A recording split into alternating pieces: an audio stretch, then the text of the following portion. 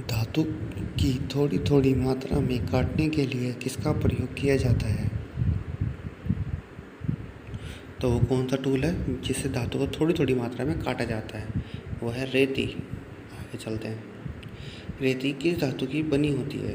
तो रेती किस धातु की बनी होती है? हाई कार्बन स्टील की। आगे चलते हैं। रेती को काटने के लिए उस पर क्या बनाए जाते हैं? तो रेती को काटने के लिए उस पर क्या बनाए जाते हैं? दांते बनाए जाते हैं। आगे चलते हैं। फेरुल फाइल में कहाँ पर लगाया जाता है? जो फेरुल होता है वो फाइल पर कहाँ लगाया जाता है? उसके हत्थे पर, मतलब हैंडल पर, ताकि जब उसे ठोका जाए तो हैंडल फटे ना। आगे चलते हैं। कौन फॉरवर्ड कटिंग करता है? फॉरवर्ड कटिंग का मतलब आगे की तरफ कटिंग कौन करता है? तो वो करता है हैक्सॉ और रेती दोनों। आगे चलते हैं। रेती के किस भाग को हार्ड नहीं किया जाता? तो रेती के किस भाग को हार्ड नहीं किया जाता है? टैंग वाले भाग को, जो कि हैंडल में घुसाया जाता है। आगे चलते हैं। रेती कितने प्रकार की होती है? तो रेती कितने प्रकार की होती है? Rough file, second cut file, bastard file, smooth और डेड स्मूथ। ठीक है, आगे चलते हैं। आकृति के अनुसार रेती कितने प्रकार की होती है? तो ये होती है आयताकार, त्रिभुजाकार, गोल, वर्गाकार और अर्धगोलाकार।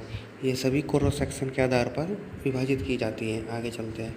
इंजीनियरिंग वाइज का साइज किस पर आधारित होता है? जो इंजीनियरिंग वाइज होती है उसका साइज कहाँ से लिया जाता है?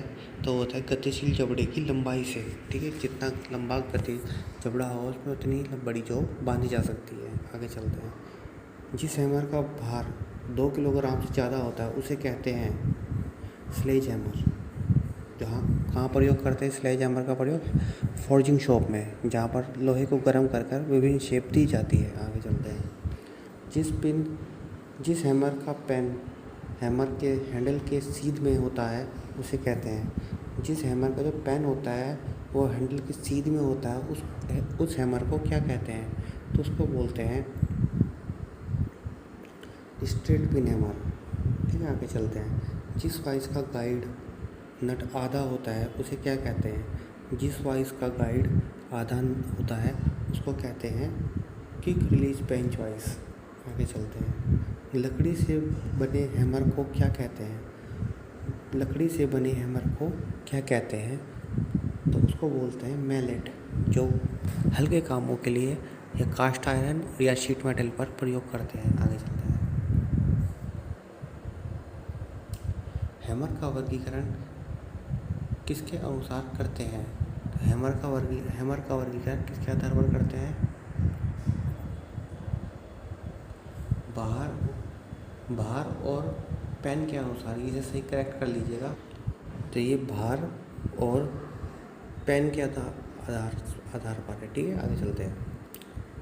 लेड के बने हथौड़े होते हैं, कैसे होते हैं? ये नरम हथौड़े होते हैं, मतलब सॉफ्ट हैमर होते हैं। आगे चलते हैं। लकड़ी से कील निकालने के लिए किस हैमर का प्रयोग किया जाता है? तो वो हैमर कौन सा होता है? उसको बोलते हैं क्लॉ हैमर। ठीक है, आगे चलते हैं। जिस हैमर की बॉडी स्टील की बनी होती है और सिर पर चमड़ा लगा होता है उस हैमर को कहते हैं। ठीक है, सिर का मतलब फेस पर, तो उसको क्या बोलते हैं? रो हाइडेड हैमर। ठीक है, उसको क्या बोलते हैं? रो हाइडेड हैमर। आगे चलते हैं। बेंच वाइस की ऊंचाई कारीगर से कितनी ऊंची होनी चाहिए? तो कितनी होनी चाहिए? उसकी कोहनी तक। ठीक है, कारीगर की कोहनी की ऊंचाई के बराबर बेंच वाइस की ऊंचाई होनी चाहिए। बॉल पेन हैमर में पेन किस आकार का होता है? तो बॉल पेन हैमर में हैमर किस आकार का होता है? गोलाकार। ठीक है, किस आकार का होता है?